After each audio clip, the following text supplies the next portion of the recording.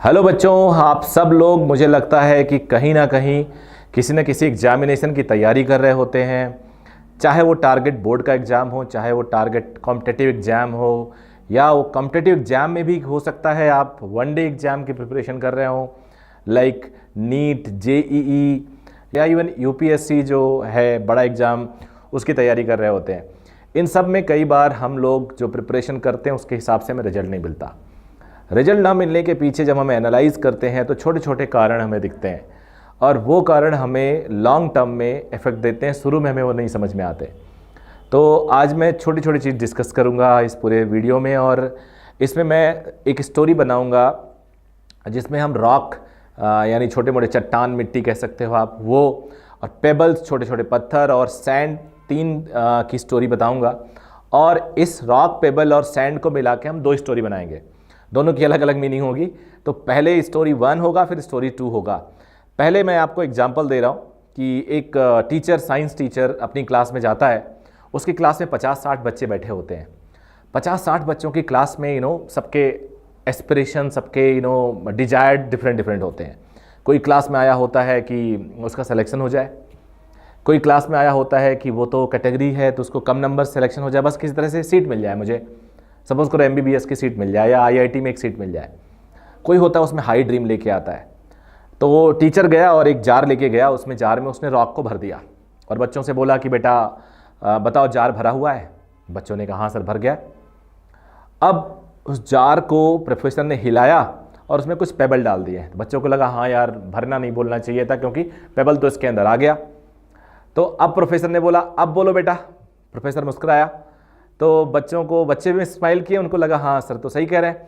बच्चों ने कहा हाँ सर अब भर गया। फिर प्रोफेसर ने थोड़ा और हिलाया, उसके अंदर सैंड पार्टिकल डाल दी।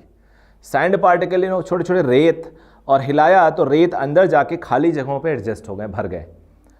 अब प्रोफेसर सीरियस होकर बताएं कि यही सिचुएशन आपके माइंड का है।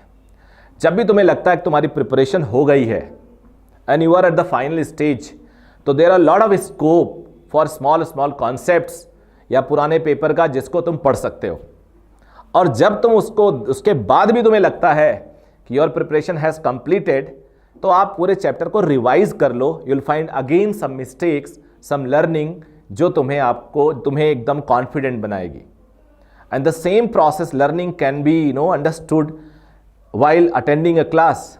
Suppose a student dropped a year, एक साल एक बच्चे ने ड्रॉप किया, अगले साल अब वो जाता है तो उसे लगता है उसे सब कुछ आता है। एक्चुअल में उसे सब कुछ नहीं आता, उसको सीखना होता है। तो कई बार वो बच्चे ने चैप्टर जब रिवाइज कर लिया होता है, चैप्टर उसने पढ़ लिया, चैप्टर टेस्ट दे दिया, तो वो उस टेस्ट के डिस्कशन में नहीं जाता क्योंकि उसे लगता है उसे आता है। तो वो स्टोन वाली बात हो गई कि वहां भी उसको नहीं आता, क्योंकि अगर उसे आता तो उसके 100% स्कोर आते हैं, जो नहीं आए। अब अगर मान लो उसने टेस्ट डिस्कशन भी अटेंड किया और मान लो मल्टीपल टेस्ट हो रहे हैं, और मल्टीपल टेस्ट में वो नहीं जा रहा है कि आज एक टेस्ट दे देते हैं, कल वाला छोड़ देते हैं, परसों दे देते हैं, तो अगेन वो सैंड वाली सिचुएशन आ जाती है।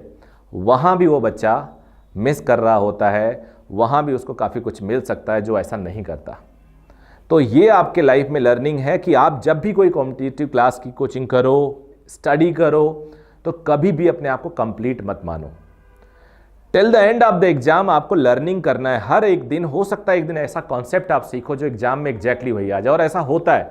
आप सबने अभी तक एग्जाम तो दिया ही होगा, तो आप जाके देखो, पुराना फ्लैशबैक करो, दिमाग को ले जाओ, and you will find A situation जहाँ पे आप एक दिन पहले पढ़े होते हो और वही एग्जाम में अगले दिन आ जाता है और आप खुश भी होते हो। ये आपकी लाइफ में छोटे जो इस रॉक, पेबल एंड सैंड का स्टोरी है, ये आपके लिए हर दिन उपयोगी है। आप इसको जरूर यूज़ करना। अब आ जाते हैं स्टोरी नंबर 2 पे। एक फिलॉसफी की क्लास चली, अभी साइंस की क्लास नहीं चल रही है। वो भी टीचर ही है। उन्होंने एक जार लिया और उसमें रॉक को भर लिया और बच्चों से बोला कि बताओ भाई जार भरा हुआ है। बच्चों ने कहा yes sir, it is filled. फिर प्रोफेसर ने थोड़ा हिलाया उसको और उसके अंदर पेबल्स डाल दिए। फिर बच्चों ने हंसा कि हाँ यार भरा तो नहीं था, अब भरा है, अब भरा है, अब बोल देते हैं भर गया। उन्होंने सर से बोला कि सर अब जार भर गया है। प्रोफेसर फिर स्माइल किया, प्रोफेसर ने उसके अंदर फिर सैंड डाल दिए। जब प्रोफेसर ने उसके अंदर सैंड डाले तो बच्चों को लगा हाँ यार मेरे साथ तो फिर पोपट हो गया।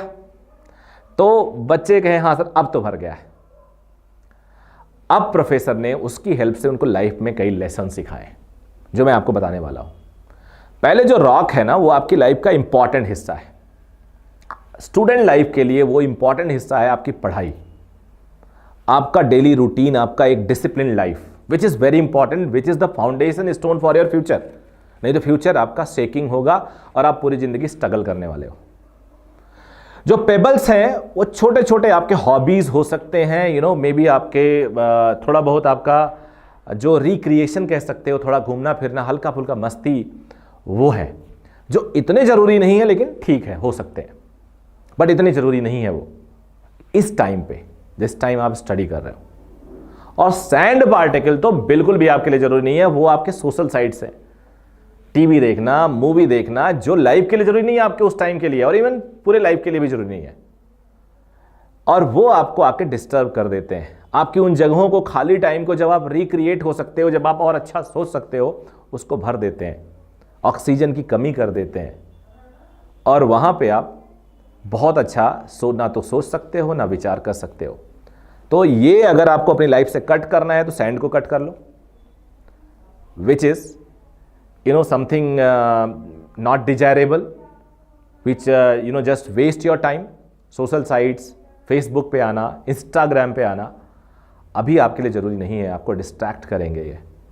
अगर सैंड को ही यूज़फुल करना है तो लास्ट वाले कॉन्सेप्ट को यूज़ करो जिसको मैंने एग्जांपल दिया पहला वाला। तो ये दो स्टोरी एक ही पार्टिकल से दोनों अलग अलग हैं।